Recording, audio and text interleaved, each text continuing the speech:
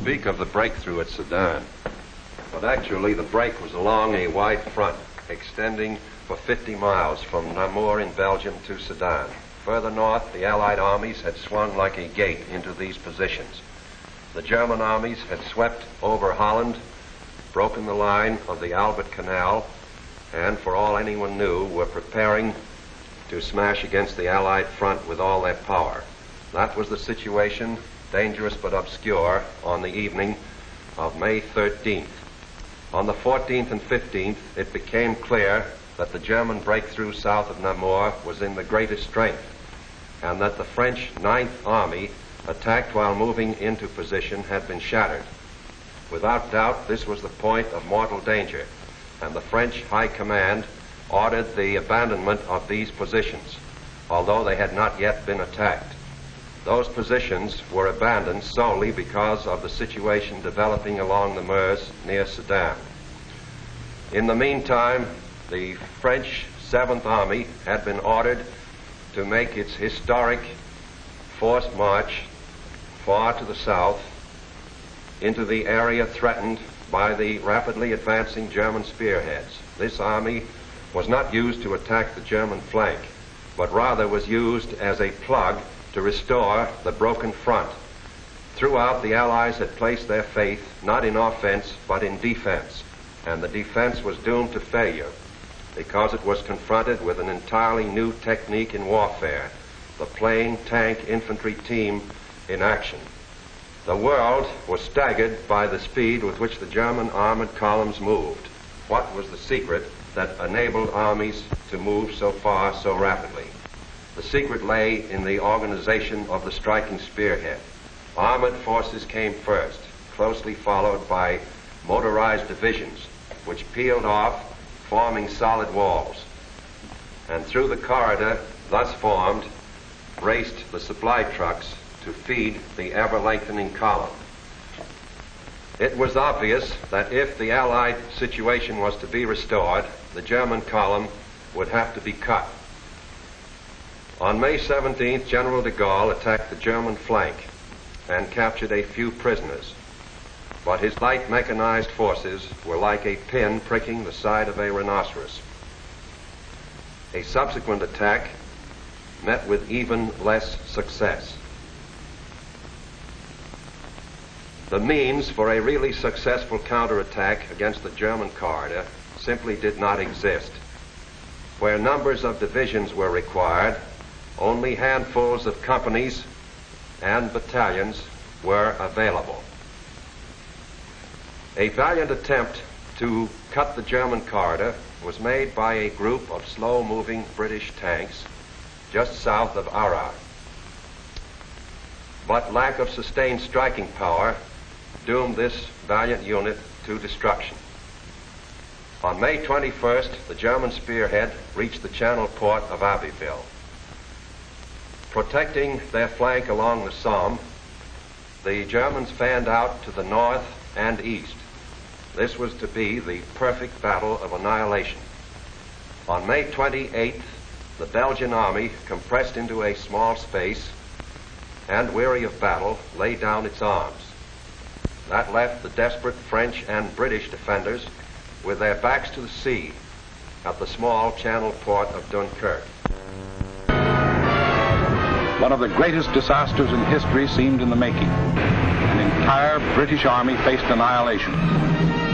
But out of the fog and the mist shrouding the channel came a strange armada of navy craft, fishing boats, pleasure yachts, anything that would float. The seagoing people of Britain had come to rescue their army.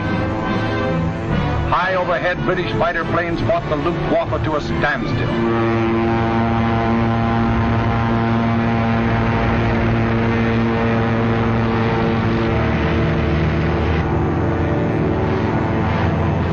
Below, small Allied suicide units held the Germans back long enough for the miracle of Dunkirk to take place.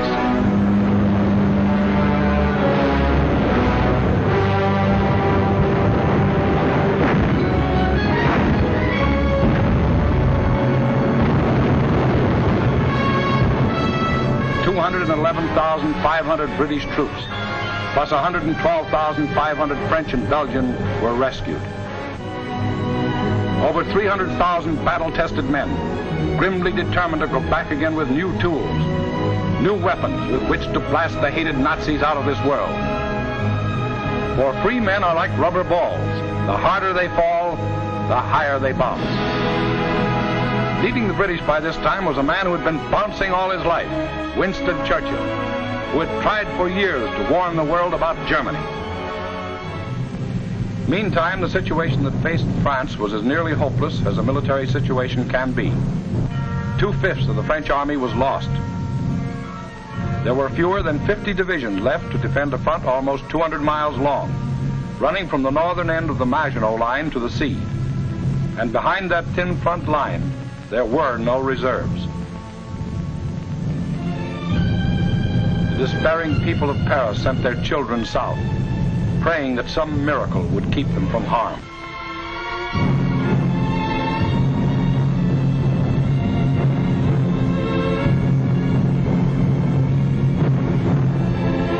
The hopeless men of the French army, without adequate arms or equipment, braced themselves for the coming blow.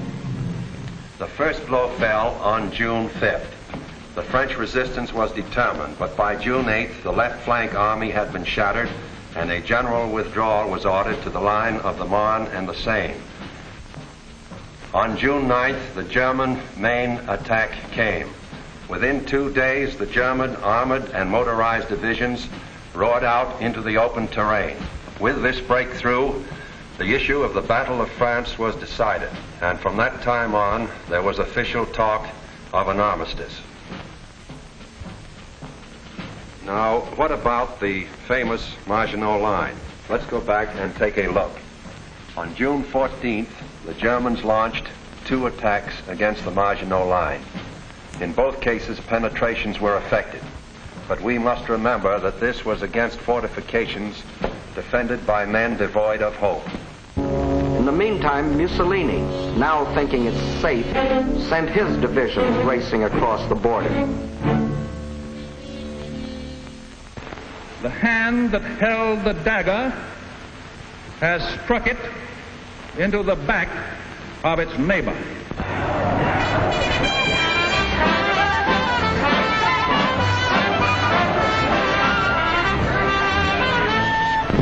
Organized resistance in France was no longer possible.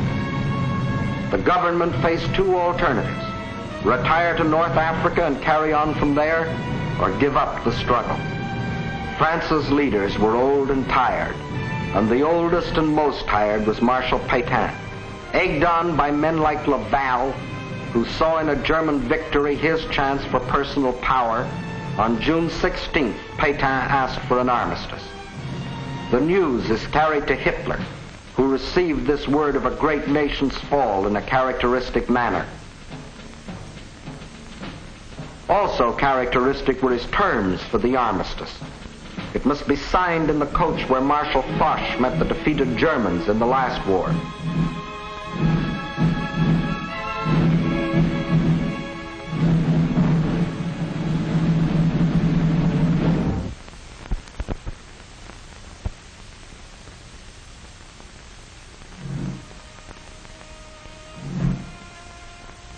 The French delegation arrives to pay the final price of French disunity and the treachery of some of its leaders.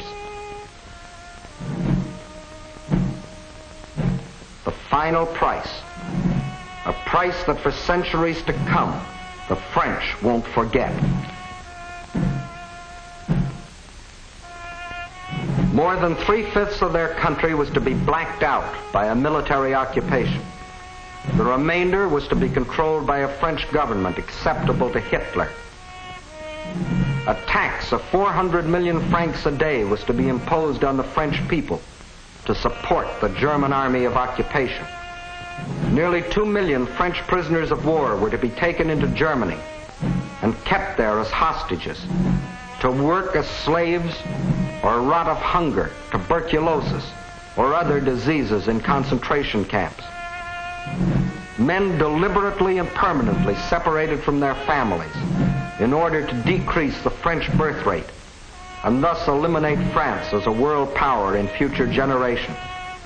French civilians, men, women, and children, must slave on farm or in factory for the Nazi master race, or starve. There will be a class of subject alien races. We need not hesitate to call them slaves.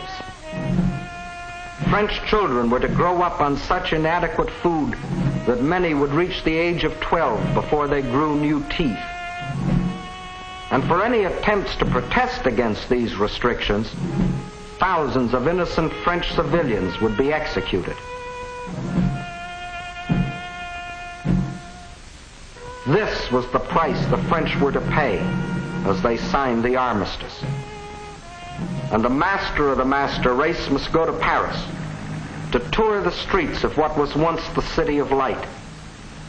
You notice no cheering crowds here to welcome in the new order.